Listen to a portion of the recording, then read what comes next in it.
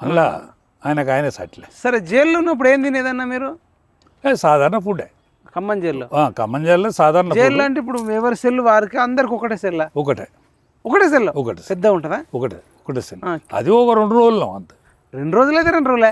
2 రోజుల తర్వాత మళ్ళీ హాస్పిటల్ తీసుకుపోయాను. మరి ఆ 2 రోజులు మిమ్మల్ని తీసుకుపోయిస్తే అందులో ఏం చేసారు మీరు ఆ సెల్లులో? మేము భోజనం చేసేది భోజనమే సాధారణ భోజనమే. పొద్దున టిఫిన్. ఆ జైలు ఎవరు లేరు, మాతోనే ఓపెన్ చేసారు. ఖమ్మం జైలు కొత్తది, కొత్త జైలు ఓపెన్ చేసారు. మేమే ఉన్నాం అలా.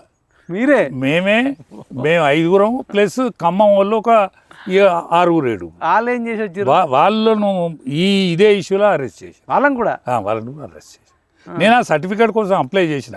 ఎందుకంటే ఈయన ఇత్తడా ఇయ్యడా ఆయన బదనాం చేయాలని. ఎవరు రేవంత్ రెడ్డి ఇత్తడా ఇయ్యడా? నేను కోర్టుకు పోతా. ఆ సర్టిఫికేట్ వస్తుంది ఈ వీక్లో, కోర్టుకు పోతా. కెప్టెన్స్ ఆఫ్ నాది రాలేదు, మా ఇద్దరు తీసుకున్నాక పోతాం.